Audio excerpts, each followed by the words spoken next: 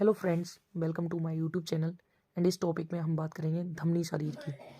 तो धमनी शरीर रचना शरीर के पेपर 1 का एक टॉपिक है, शिरा, धमनी और स्रोतस। तो इसमें मैं सबसे पहले धमनी पढ़ाने जा रहा हूँ।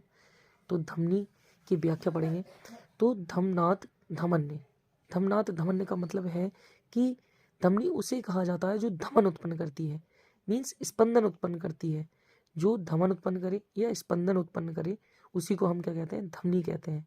या स्पंदन क्या होता है, जैसे गति का स्पर्श होना, मतलब गति हो रही है उसका स्पर्श होना ही क्या है, स्पंदन है। तो जो धमन उत्पन्न करती है या स्पंदन उत्पन्न करती है उसको हम धमनी कहते हैं। और क्या करती है, ये जो है इस रक्त को हृदय से सर्व शरीरगत ले जाती है, वह धमनी कहलाती है।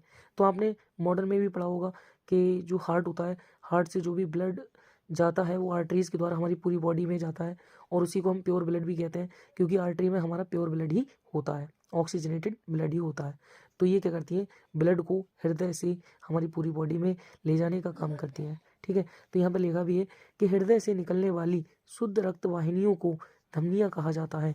मीन्स हृदय से निकल रही है और ये ब्लड को ले जाने वाली वाहिनी है, तो इन्हें रक्त वाहिनी कह रहे हैं। और रक्त वाहिनी शुद्ध कह रहे हैं, मतलब इसमें शुद्ध ऑक्सीजन होगी, प्योर ऑक्सीजनेटेड ब्लड होगा इसमें, तो इसीलिए इन्हें कहा शुद्ध रक्त वाहिनियों को धमनी कहा जाता है। अब मॉडर्न के हिसाब से क्या कहती है इन्हें, आर्टरी। इसे मॉडर्न में आर्टरी बोलते हैं। और आर्टरी क्या डेफिनेशन दे दी कि a blood vessel that carries blood, oxygenated blood away from the heart, मतलब हार्ट से हमारी पूरी बॉडी की ओर ले जाती है, उसी को हम क्या कहते हैं, और वो भी ऑक्सीजनेटेड ब्लड ले जाती है, उसी को हम आर्टरी कहते हैं। एक्सेप्ट पल्मोनरी आर्टरी, जहाँ भी पल्मोनरी वर्ड लग जाता है वहाँ पर इसका मीन्स उल्टा हो जाता है, तो यहाँ पर इम्प्योर ब्लड होता है। ठीक है, इसीलिए इसे बोला पल्मोनरी आर्टरी। तो ये पल्मोनरी आर्टरी अलग है और आर्टरी अलग है। तो इसका स्वरूप पढ़ेंगे आर्टरी का, मतलब धमनी का स्वरूप क्या है, वायु से परिपूर्ण होना, मतलब वायु इसमें होती है, ऑक्सीजनेटेड ऑक्सीजन होती है ना, ऑक्सीजनेटेड। तो इसमें क्या होता है, वायु से पूर्ण होती है, और जो धमन उत्पन्न करे, मतलब स्पंदन युक्त होती है, धमन युक्त होती है, और हृदय से संबंधित होती है, क्योंकि हृदय से ही ये निकलती है और हमारी पूरी बॉडी में क्या करती है, ब्लड को ले जाने का काम करती है। उत्पत्ति स्थान क्या है इसका, स्थान है नाभि, और नाभि से ही ये जो धमनियाँ हैं वो उत्पन्न होती हैं कितने प्रकार की, 24 प्रकार की धमनियाँ। तो यहाँ पर संख्या भी दी है आपकी, संख्या है प्रकार और संख्या।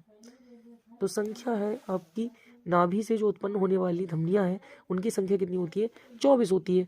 तो 24। अब यहाँ पर प्रकार या भेद की बात करते हैं।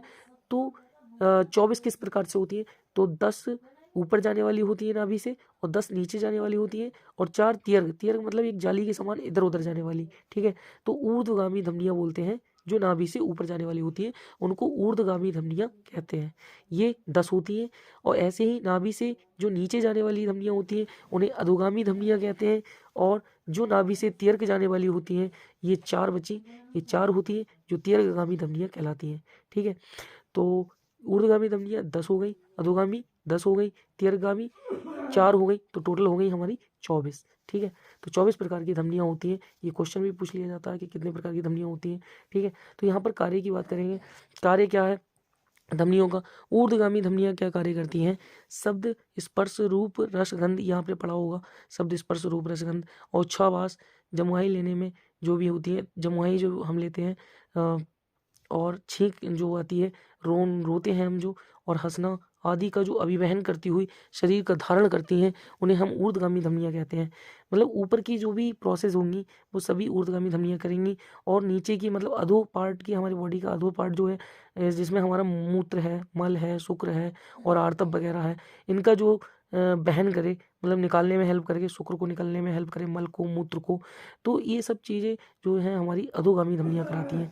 ठीक है, और दीर्घगामी धमनियाँ क्या करती हैं, इनका शरीर में जाली की तरह जाल फैला हुआ होता है। जो दीर्घगामी धमनियाँ होती हैं ये नाभि से दीर्घ जाने वाली होती है, मतलब ये इनका शरीर में जाली की तरह जाल फैला हुआ होता है। इनके अंतिम सिरे जो होते हैं वो लूम कोपों से संबंधित होते हैं, जिनके द्वारा ये स्वेद का भी वहन करती है। तो एक इंपॉर्टेंट पॉइंट है कि स्वेद का वहन कौन करती है, दीर्घगामी धमनियाँ करती हैं। तो यहाँ पर आपका धमनी समाप्त होता है। एंड नेक्स्ट वीडियो में पढ़ेंगे हम स्रोतस शरीर। तो यहाँ पर स्रोतस का मैं इंट्रो आपको बता दे रहा हूँ। स्रोतस शरीर की जो व्याख्या या निरुक्ति है वो है श्राव बड़ात श्रोतांशी, मतलब जिसके द्वारा क्या होता है, श्रवण क्रिया होती है, मतलब गति, श्रवण गति की क्रिया होती है, या हमारे शरीर में ऐसे भाग होते हैं जिनके द्वारा कुछ भी श्रवण होता है, उसी को हम क्या कहते हैं, स्रोतस कहते हैं। ठीक है, तो ये पढ़ेंगे हम नेक्स्ट वीडियो में। तब तक के लिए ओके बाय, मिलते हैं नेक्स्ट वीडियो में।